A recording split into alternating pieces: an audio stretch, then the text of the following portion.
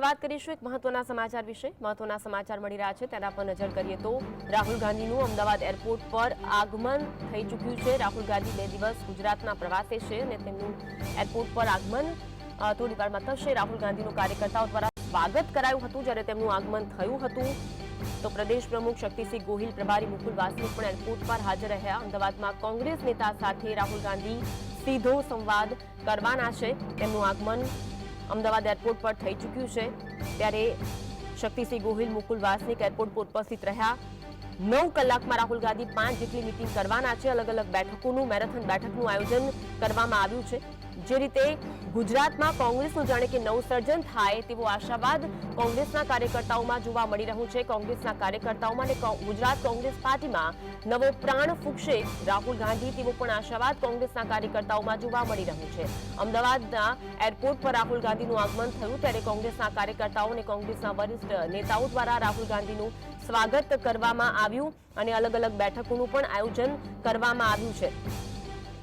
તો કોંગ્રેસના પ્રમુખો આ સાથે સાથે કાર્યકર્તાઓ સાથે રાહુલ ગાંધી મુલાકાત કરવાના છે, કાર્યકર્તાઓ સાથે સીધો સંવાદ કરવાના છે અને હવે ગુજરાત કોંગ્રેસનું નવસર્જન માટે એક નવી રણનીતિ રાહુલ ગાંધી તૈયાર કરે તેવું પણ લાગી રહ્યું છે। અમદાવાદમાં કોંગ્રેસ નેતા સાથે તેઓ બેઠક કરવાના છે। હાલમાં ગુજરાત કોંગ્રેસની કેવી પરિસ્થિતિ છે અને કઈ કઈ બાબત છે કે જે કોંગ્રેસના પરફોર્મન્સને સારું બનાવી શકે તે તમામ બાબતે રાહુલ ગાંધી કાર્યકર્તાઓ સાથે ચર્ચા કરશે।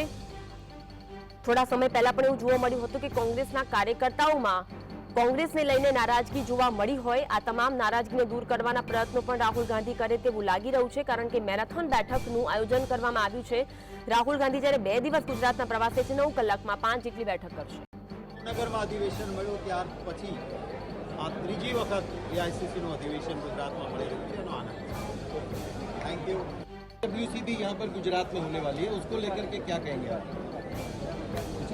હું ધન્યવાદ કરીશ કોંગ્રેસ હાઈકમાન્ડ અને કોંગ્રેસ વર્કિંગ કમિટીનું કે વર્ષો પછી ગુજરાતને સૌભાગ્ય પ્રાપ્ત થયું છે। એઆઈસીસીનું અમારું અધિવેશન કે 7 અને 8 એપ્રિલના રોજ ગુજરાતમાં યોજાઈ રહ્યું છે। ખૂબ લાંબા સમય પછી ગુજરાતની અંદર આ સૌભાગ્ય મળ્યું છે। ઐતિહાસિક ભૂમિ ગુજરાતમાં સ્વતંત્રતા પહેલાં સરદાર વલ્લભભાઈ પટેલનું એ સજેશન હતું કે ગુજરાતમાં બારડોલી સત્યાગ્રહને 10 વર્ષ થઈ રહ્યા છે ત્યારે ગુજરાતમાં એઆઈસીસીનું અધિવેશન મળે અને હરિપુરામાં અધિવેશન મળ્યું। સુભાષચંદ્ર બોઝજી ત્યારે એઆઈસીસીના અમારા કોંગ્રેસ પાર્ટીના રાષ્ટ્રીય અધ્યક્ષ બન્યા। આઝાદીની પૂર્ણ આઝાદીની ઘોષણાને દોહરાવીને ત્યારથી એક લડત ઉપડી હતી આ ગુજરાતની ભૂમિ। એ પછી 1961માં ભાવનગરમાં અધિવેશન મળ્યું, ત્યાર પછી આ ત્રીજી વખત એઆઈસીસીનું અધિવેશન ગુજરાતમાં મળી રહ્યું છે, એનો આનંદ છે। Thank you. શક્તિસિંહ ગોહિલ દ્વારા 7 અને 8 એપ્રિલે જે અધિવેશનનું આયોજન કરવામાં આવ્યું છે તે વિશે પણ તેમના દ્વારા વાત કરવામાં આવી હતી। તો શક્તિસિંહ ગોહિલે કહ્યું કે સમાજમાં બદલાવની જરૂર છે। તો રાહુલ ગાંધીનું આગમન થઈ ચૂક્યું છે। આજે અંગે વધુ વાત કરીશું। સંવાદદાતા વિરેન્દ્રસિંહ ફોનલાઈન પર જોડાયા છે। વિરેન્દ્ર, રાહુલ ગાંધીનું અમદાવાદ એરપોર્ટ પર આગમન થઈ ચૂક્યું છે, આગામી કાર્યક્રમો જણાવશો અને અપડેટ જણાવશો। બિલકુલ થી અન્વી કે રાહુલ ગાંધી છે તે અમદાવાદ એરપોર્ટ ખાતે જે તેમની ફ્લાઇટ છે તે લેન્ડ થઈ ચૂકી છે। ટૂંક જ સમયની અંદર તે અમદાવાદ એરપોર્ટની બહાર આવશે। અમદાવાદ એરપોર્ટના જો માહોલની વાત કરવામાં આવે અન્વી તો અમદાવાદ એરપોર્ટ ઉપર તમામ કોંગ્રેસી કાર્યકર્તાઓ છે તેમનો મેળાવડો જોવા મળી રહ્યો છે। કોંગ્રેસના જે ફ્લેગ છે તેની સાથે તમામ કાર્યકર્તાઓ છે તે ઉમટી પડ્યા છે। તેની સાથે સાથે ફ્લેક્સ બેનરો જોવા મળી રહ્યા છે। તેમના હાથની અંદર વેલકમ ટુ રાગા જે ટ્રેન્ડ શોટ નેમનો ચાલી રહ્યો છે તે ટ્રેન્ડ મુજબ પણ બેનરો બનાવવામાં આવ્યા છે।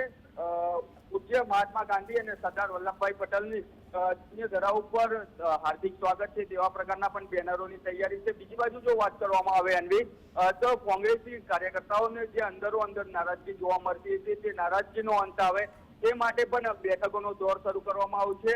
અમદાવાદની અંદર જગ્યાઓ પર તેમની તમામ નીચલા કાર્યકર્તાથી લઈને મોવડી મંડળ સુધીની તેમની બેઠકોનું આયોજન કરવામાં આવ્યું છે અને ટૂંક જ સમયની અંદર અમદાવાદ એરપોર્ટની બહાર રાહુલ ગાંધી આવશે। આભાર વિરેન્દ્ર, માહિતી આપવા માટે। તો ટૂંક જ સમયમાં રાહુલ ગાંધી અમદાવાદ એરપોર્ટ પર પહોંચવાના છે અને તેને લઈને કાર્યકર્તાઓમાં ઉત્સાહ છે. મેરેથોન બેઠકનું પણ આયોજન છે.